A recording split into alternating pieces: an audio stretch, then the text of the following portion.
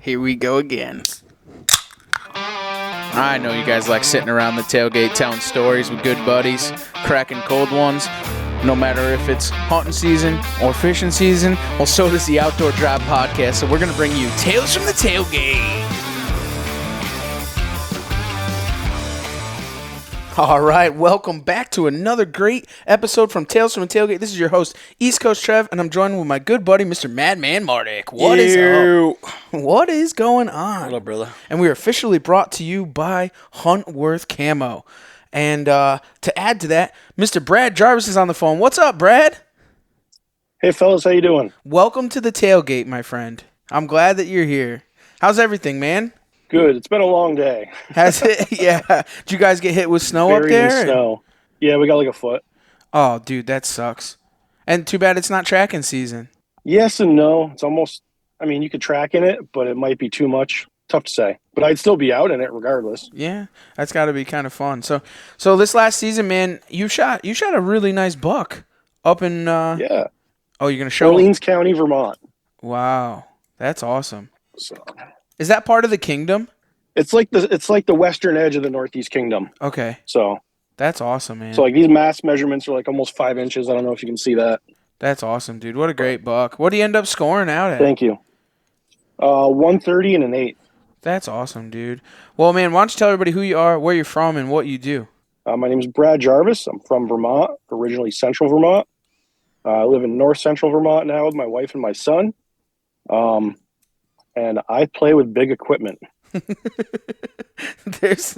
I don't know how to take that, but we'll take it for what. Take it however you want, Trev. We know that you like midget wrestlers, so big equipment and midget wrestlers, I guess. I didn't think that was going to come out this early in the podcast. I knew it was going to come out, but I didn't think it was going to come out already. Well, full send, bub. I swear that showed up on my phone because of you. No, you were thinking midget wrestlers in your mind, and then it actually came out. So the phones are listening. Yeah, it's so true, man. Well, let's crack a cold one, dude. Why don't you take us back, dude, and tell us exactly what happened when you were tracking and how this all occurred? Yeah, so opening weekend in Vermont is the second Saturday in November. I hunted that weekend with my little brother, and he saw bucks. I didn't. We didn't have snow yet, and then we got snow on Wednesday and more snow Friday, Saturday. Sunday morning, went out with my brother, and we got up to the area we were going to hunt. Is the backside of this mountain. There's an access road that goes about 80% of the way to the top. And it's still snowing. We get out of the truck, and I'm heading where I'm going to go start kind of looking for tracks and stuff. And my younger brother Kyle's like, hey, there's tracks right over here. And I go over and I look, and I knew it snowed the day before, and it was snowing right then. And you can see that they were fresh, and there was a half an inch of snow in them, and I could fit 4 fingers in his track. And usually if you're tracking, you're looking for a track that's about 3 inches by 3 inches, so you can kind of guess that with like 3 fingers. And I could fit 4 fingers in his track. So like I looked at it and I was just like, forget my language. I was like, that's fucking massive. I'm following that today. It's either I'm coming home empty handed or I'm going to kill this deer. So him and a doe had kind of fed around in some cedars a little ways off the access road. And then he left her and started heading uphill. So I figured he was either going to bed or something else was going on. So I crossed the road, get up over the ditch on the other side, and I'm starting to follow him up through it. I see he's just taking his time. He doesn't have a real long stride. He's not in a rush. Moving up through the woods, and he's heading straight uphill. So every time I come to a big tree, I'm kind of peeking out around the side. Just, you never know where you're going to catch up to him. And I knew it was fairly fresh. And getting most of the way up the mountain, and I come to a spot where there's just a real vertical wall, and I can see his tracks heading towards that wall. And I'm like, all right, either he knows a way up that wall or he's split in one direction. And I couldn't see it from where I was. Reached out to my brother over the radio, and I was like, hey, there's no cell phone reception on this side, but when I go up over, if I go up over, I'll call you at the end of the day and have you come pick me up. You know where the keys to the truck are? He's like, yeah, that's good. And I got up there, and it turns out that he had split and headed south along the wall with 2 doe. And he was really just kind of dogging them and following them along. So They crossed a couple brooks and they went up through this little area where it turns into some raspberry bushes. And they started feeding their way downhill. And I was like, oh, I might get lucky here. And he'd occasionally venture off and then come back. So like I knew either one of the does was like close to ready or she was ready and he just really didn't want to leave her. And we worked our way down a couple shelves back towards the access road, and they were just crisscrossing north, and then they'd go down one, they'd go back south. And they were feeding along the way. And it had gone from like that snow with no wind to like the wind was really blowing, which if you talk to a tracker, that's the days you really like. Not only does the snow blowing off the trees cover your movement, but your sound there's no sound. You can sneak up pretty well on a deer. And eventually we came down into like a small kind of cedar swamp with an opening, and I could see where the tracks kind of milled around a little bit. And I was like, all right, I'm still catching up to them. And I realized that like my nose was pretty well plugged, because anytime you're out in the real cold, you get that runny nose, your nose is plugged. So without thinking, I just kind of blew my nose, good old snot rocket. And all of a sudden a deer blew at me from probably like 50, 60 yards away. And I'm just like, shit, there goes my chance. So I wait right there. I get down real low because I'm looking through the cedars at, deer's level, not my level. And I'm trying to see if they're still over there anywhere, because the direction that they were in, I couldn't see the deer. And I knew that they either were going to run a ways and just keep going, or they were going to run, 300-400 yards, stop and watch their backtrack, which is the majority of the time. If they don't know what spooked them, that's what they're going to do. They want to see what's behind them.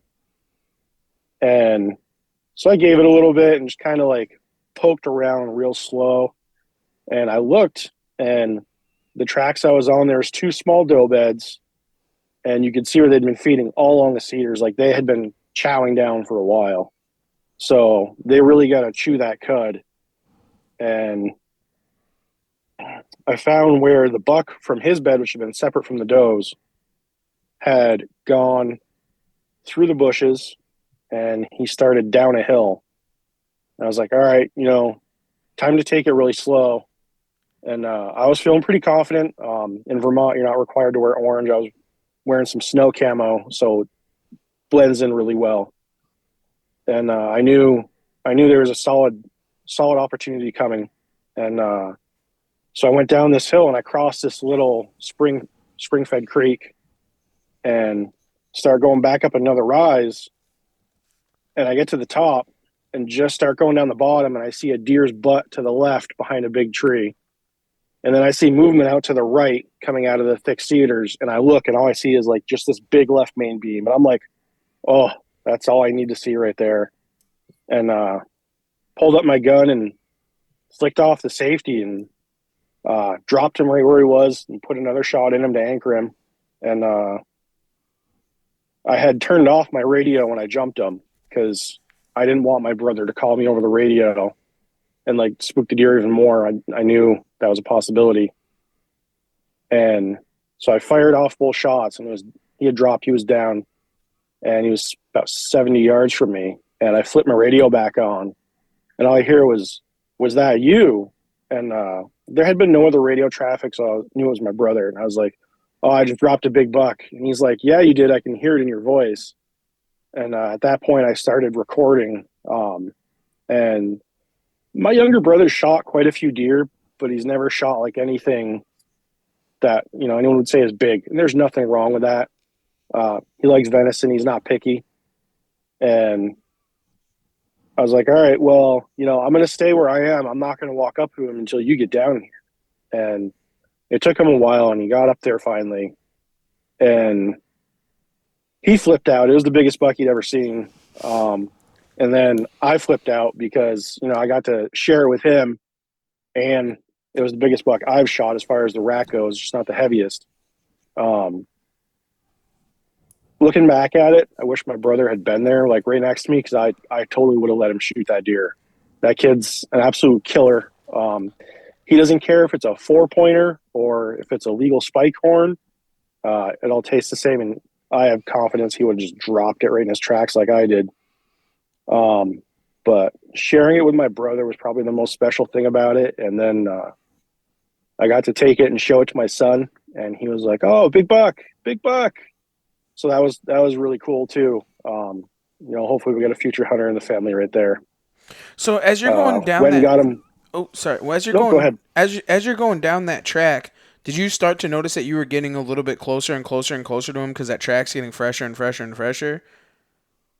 Yeah, so there was like 8 to 10 inches of snow, so like you really couldn't see the track itself. You can kind of wipe the snow away and try and age the track itself, but like looking at it, it had been snowing pretty hard, and I was looking at the edges around the track, and there was no snow, like no fluff sitting in those edges. They were clean edges. So I knew I was starting to get closer to that deer. And when did you jump that deer at any time, like when those deer had blown at you, or was it that deer, or was it a different set of deer? Or? So he was bedded near those 2 doe, so I'm pretty confident that he was more. So they were at my 9 o'clock, and he was more at like 11 o'clock. So the deer that I heard blow at me was at like the 9 o'clock. So he took off when the doe blew. He didn't stop to think about it. Mm-hmm. But deer like those edges, and where I had come down through, I had followed the doe tracks and not his track. And the deer butt I could see was one of the does, and he was coming back to the does. I'm 90% sure he didn't even see me or know I was there because it had been 20 minutes probably, and he was just coming back to the does. Hmm. And you find that time of year too, though, that some of them does are still kind of in heat or are in heat, and that's prime rut for us right there. Okay. So you're pushing in on those deer during the rut, so they're kind of a little bit stupider. Yeah, exactly. And when they're like, how fast are you moving when you are tracking on them? Like, you're not moving at a fast pace, because a lot of people might not even know that. So yeah, I mean, I usually look at the length or the stride, and you can tell if a deer is moving quick and if you want to move quick. But someone I've talked to who's a great tracker, like they once told me, like, when you think you're close, you really can't move slow enough. Your chances are better of not spooking a deer and getting a shot on that first opportunity if you're moving really slow. Mm-hmm. I mean, a lot of people call it the death creep. You just creep right in as slow as you possibly can. I don't know. I've never tracked before. This is why I'm kind of asking these questions, and some guys don't really know it. Like, especially in that much snow. Like, what is slow? Yeah. So, I mean, I like to, at the fastest, I'm taking a few steps until I get a new vantage point of stuff to see when I think I'm close. And then, I'm scanning that. And, I usually scan it 2 or 3 times, because if you do it, quick that first time, it's really easy to miss something. And then when you're close, it's like you take a step, half a step, and you're looking before you go anywhere, because those deer just blend in so well. And a lot of times when you're walking up on them, are they bedded down? It depends. I mean, if you start noticing like heavy feeding activity, like I was seeing, there's a pretty good chance they were going to be bedding soon. But ultimately, I'd prefer to almost catch the deer on their feet being busy. Like, I'd rather walk up on one feeding, instead of trying to pay attention to what's coming down, wind, or whatever the case may be. Yeah, I mean, if a deer's bedded, they're probably going to bed with the wind at their back, and then they're watching their backtrack, which makes it super tough. Like, you got to move either super slow to the point where like it doesn't alarm them at all, or you just got to get real lucky. And I think I was lucky that day, and I'd really just rather be lucky. Yeah. So what ended up happening when you had walked up on the buck with your brother? So he was down there, and he's like, "Oh, it's a 10-pointer," and I was like, "Oh, now I got to hustle down there." So I hustled down. I'm just like, "Oh man, like that's a big deer." Like, I was hoping it was going to push 200 pounds, but I knew there was a chance it wasn't going to because of the rut. But like, regardless, like I was stoked. Great rack. He's going to go up on the wall. And he tastes damn good. That's really all that matters. How deep were you? How far from the truck were you? I want to hear about getting this thing out of the woods. So by the time we figured it out, it was like a third or a half mile drag back to the road. Okay. But at the furthest, he was probably a mile from the road. Yeah. Okay. That's not terrible. That's not horrible. You hear some trekking stories 5 miles, 7 miles from the truck. Like, I know a guy who put on, what did he say, 13 or 15 miles before he caught his deer's track this year. And then he tracked it for 2 miles and shot it. wow. I couldn't imagine. Could you Like imagine being that deep? Some people are just like marathoners when it comes to it. That's nuts. So when you how long would it have taken you to get it to the truck? Like, how long did it take you to get it in the truck and all that? So, like, that's. So, we got it gutted out and everything. And then my brother was like, "Can I drag it?" And I'm like, Absolutely. "Yeah, go for it." What do you mean? Of course you can drag my deer for me.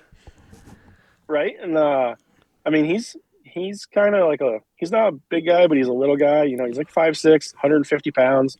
And he dragged that deer like it was nothing. I was like, "Man, you can drag my deer anytime." Mm-hmm. I imagine the snow Hopefully helps. next time he gets one, I'll drag it out for him. The snow probably helps with the drag job. Oh, absolutely. Less resistance, slides a little more. Yeah, if it's dry ground, man. I shot a buck in 2016. It was a third to a half a mile from a logging road, and it was on dry ground. That deer dressed out at 193 pounds, and I tell you what, by the time we got it back to the road, I felt like I had done like a 2-day leg workout at the gym. Mm-hmm. That's crazy. And he had no hair on one side of his body. From just getting beat up by getting dragged over rocks and everything else, right? Rocks, logs, all that stuff. That's nuts. So one of the other things I think is pretty cool with the northern states and like Vermont and stuff, like you bring that thing. Do they still do check-ins at like local stores and stuff? Yeah, man. I went to a local general store, and like they take a tooth to age it too. So I'll find out in like May or June how old it was. But it's probably like a 4.5-year-old deer. Wow. I think that it's so cool that the general stores do that. Like, everybody checks it in, and then, like, I know yours because obviously I follow you and stuff on social media, but, like, that general store will literally take and do, like, rankings of different pound deers and stuff that get brought into that general store. Yeah, so I was in the deer pool there, and I was leading it for a while, and then come to find out, the store owner's cousin had shot a 184 pound 4-pointer apparently opening weekend and decided to not enter it in the pool until the last day. And I was like, that's kind of shady. So I took one on the chin, and I lost, but either way, I'm stoked about the deer. What did your deer weigh out at? He was 181, clean dressed. Wow, that's crazy. You could feel his spine, so he was pretty well running out of fat. That's nuts. So, and that's one other thing that a lot of people don't know neither is that some of the northern, I guess north of Massachusetts, everybody goes by weight. Mm-hmm. Everything is weight. Like Maine is weight, dressed weight. Even in Massachusetts, people shoot 200-pounders. My buddy Matt sent me a picture of a buck. This guy, what was his name? I think they call him like Big Buck Jim or something like that. Shot this deer tracking in Massachusetts. And he sent me a picture of it, and I was like, oh, it looks like a really nice deer. And then Matt sent me a picture of it at the meat cutter's place of him holding the rack, and it's like 174 inches, and it's just massive. And they didn't even weigh it? No. They guessed that it was about 175 pounds. Wow, that's nuts. I haven't weighed a deer in years. No. We used to weigh them all the time. Yeah. So I'm pretty good at eyeing them up because I've seen enough on the scale, but I haven't weighed a deer in years. No. But I get a lot of people ask. Yeah, what did it weigh? Put it on Facebook. What did it weigh? I don't. Like he said, 165-ish. Yeah. Give or take 5 but pounds. like on the pools and stuff, they weigh them. Yeah, right. Yeah. But in the pools and stuff, it all goes by weight. Right. You put them on the kill poles in town, and that's what all it they is. care It's about, all it cares about. What's an ideal snow depth? Like I imagine you don't want too deep. 8 inches is probably a lot. No. Like that's pretty much the max of what you want for like a good day. Ideally, you want 4 or 5 inches of good quiet snow so that if you step on something, it kind of muffles the sound. You can kind of see detail in the track, and you don't want like the loud squeaky snow that crunches when you step on it. Right. you kind of want something in between like that and like fluffy powder. Gotcha. So I have a question for you. Trev's got this theory because a lot of the big trackers, like the well-known trackers, Joe and Hal Blood and all those guys, they're taller guys, they're lankier, they have long legs. And Trev has this theory Steve does too. That it has something to do with, that's why they're such good trackers. Like I don't know if they can traverse, but like you look like an average sized dude like us. So what's your thought on that? We're average sized dudes? Well, I mean, like, we're not tall and lanky. Right. We're just, we're... Do you have longer legs than your torso? Because every tracker I know has longer legs than their torso. And they move fast. I don't know. I've never really, looked too much. But there's a family on YouTube, the Mountain Deer Taxidermy. One of the guys, Casey Elmer's probably like 5'2", 5'3", and... He's a fantastic tracker. He's shot some really big deer. They all have, really. If you're interested in tracking, check him out. Right. So my other thought is, as long as the snow's not too deep, like say you get like 3-4 inches of fresh powder, I bet you a midget would be really good at tracking because they're so low to the snow they can really read that track really well. What's your thoughts on that? Oh man, they have an easier time getting through the blowdowns. Well, it's like they blood track with dash hounds and stuff like that. That's not what I expected for a tracking dog, like a dash hound or a wiener dog and all this other stuff. And you're like, why do they track with one of them things? Like that doesn't make any sense. The only problem with the midget though is like if you get over 6 inches of snow, they're absolutely done. It's over their knees. Shit. We apologize to any little people out there listening. Jesus. Oh, this is why we're called the Outdoor Drive. Yeah. Golly. Well, good thing that you're not a midget and you don't track, so that's good. I don't know, but I'll be honest. It takes more than that to offend me. I wasn't trying to. Yeah. We know you love them. No, but I love it, man. Like I'm so intrigued by tracking, and we just don't get snow in season like we used to. But I think that I'm going to make it a point to go north. Try to travel at least one weekend or something late season. Just try it. Even with the muzzleloader, I'd like to try it and like get in the Berkshires or something, or wherever, right. Adirondacks, or even go up to Vermont and do some. Because I'm intrigued by it, and it's so close to us. To be honest, I mean it's within arm's reach. I mean to get to something. If you guys apply for like a doe tag for muzzleloader season, it'd actually be a really good opportunity. Because then you can just get on a deer track and go on that and learn that way. But what if there's a buck at the other end of it? Then you shoot that too, because you have a buck tag. Oh, you automatically get a buck tag, and then you could get a doe tag. Yeah, you got to apply for a doe tag. I got you. Because I track here. I mean, I've shot deer tracking, but like you end up off property pretty quick, or the deer end up off property pretty quick, so you're not gonna be able to keep moving. But some of them big woods, and one of the things when we were talking to Joe this past weekend at the show, he was saying like one of the good things. I might get killed for this, but over the Adirondacks, over like Maine, there's a grid system in the North Woods where a lot of these guys track, so you can get cut off. Somebody else could come down that road and catch that track. You could be on that track for 6 hours, and somebody else comes down on that track, couple roads up, picks it up on the next road crossing. And then beat you to that deer or you know what I'm saying. There's so much more opportunity for someone to kind of cut you off. Where some of the other places, I don't know how it is in Maine, but like New York, it's all big woods. Once you get in there, dude, it's pretty hard for you to get cut off. I sat in on his seminar on Sunday afternoon. And he said the woods are so big up there. The reason why he has no problem doing the seminar and telling everybody about how he does it is because he has no doubt that he's not going to run into anybody from a seminar out there. Really? He's like, not a chance. Like, you're not going to get my way. Is that how it is for you too, Brad, in Vermont? Yeah, I mean, 90% of people won't go more than like a half a mile from the road. They're afraid to get lost.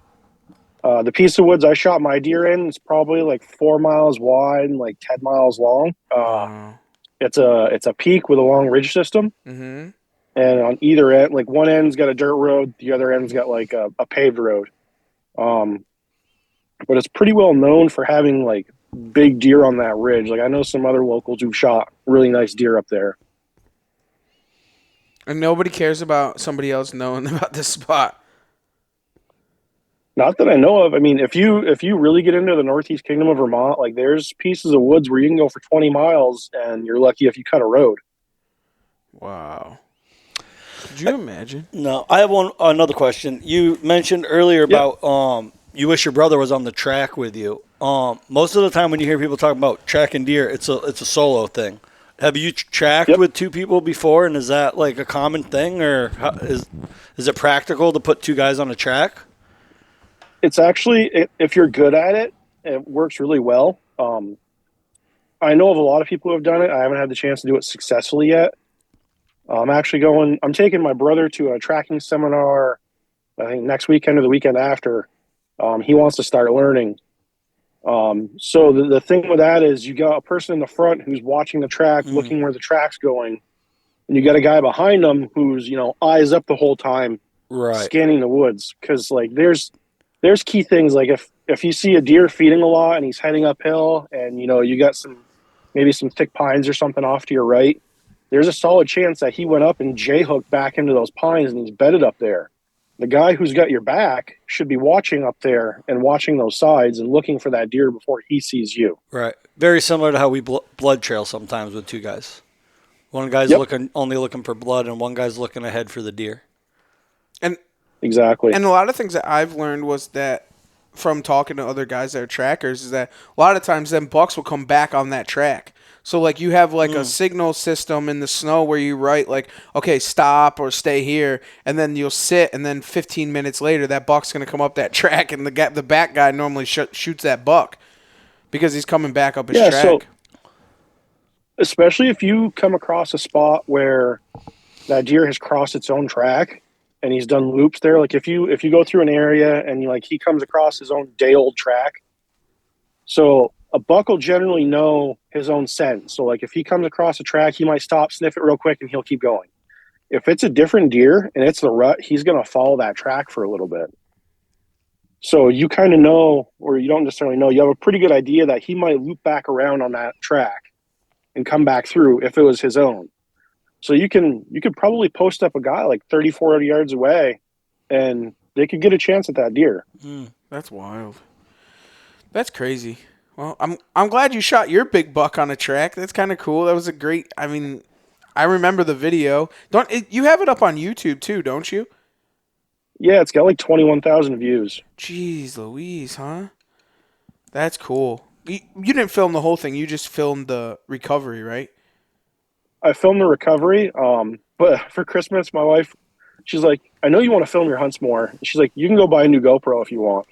Oh, that's cool. I remember seeing that. Yeah, that's awesome. That's awesome. So you'll be able to do a little bit more tracking videos and stuff. It's really the only way to film a tracking is with the GoPro, really. On the shoulder, right? Yeah. That's how they normally do it. Jeff Doyle does it over the shoulder. I got the head mount just because I like the idea of having it looking where I am. Right. But Jeff's got some great videos too. Like, if you want to learn, Jeff Doyle, Mountain Deer Taxidermy, Staggercast is a good podcast to listen to. They talk about tracking a lot. Mm-hmm. STAGR instead of the full word. There's a lot of stuff out there to learn if people want to. You just got to look for it. Nothing better than that. Well, Brad, man, we appreciate you joining us here on the Tailgate and telling your story. It was awesome. Congratulations on such a great buck. And we really look forward to watching some of your YouTube videos down the line. Trev, how about you come up and make one with me? I will. We'll get that going. I think. Yeah. What about Steve? You're invited too. All right. What did I do? No midgets, though. No midgets. No, I might take you up on that, man, because I really want to experience this for sure. Yeah, man. That's what I use my personal days at work for. Is tracking. We just wait for a good when there's snow. Good snow, it's like it's a sick day. It's a sick day for tracking. Yeah, it's sick day. That is one thing to take into consideration. Where like around here, we take our vacation based on like, I mean, you can go by calendar days for the most part, and then you just hope you catch a good cold front or something like that for a high quality day. But you pretty much, it doesn't matter what day of the month it is, you want a day where you know you're going to get fresh powder. Yeah, fresh snow, and if you have a good strong wind, like that's ideal. Right. I mean, to put it into perspective, when me and my wife got married, we had a fall wedding, and I told her we're not getting married during hunting season. So we got married September 29th because bow season started October 1st. Perfect. Wow. That's the way to do it. Nothing better than that. Well, Brad, appreciate you jumping on, buddy. Hopefully we got some more Tales from the Tailgates coming our way from you, man, and shooting a couple of nice bucks this coming up season, and we can do this again. Thanks for having me, man. Absolutely, as always. And for everyone else, thanks for taking the ride right here on the Outdoor Drive.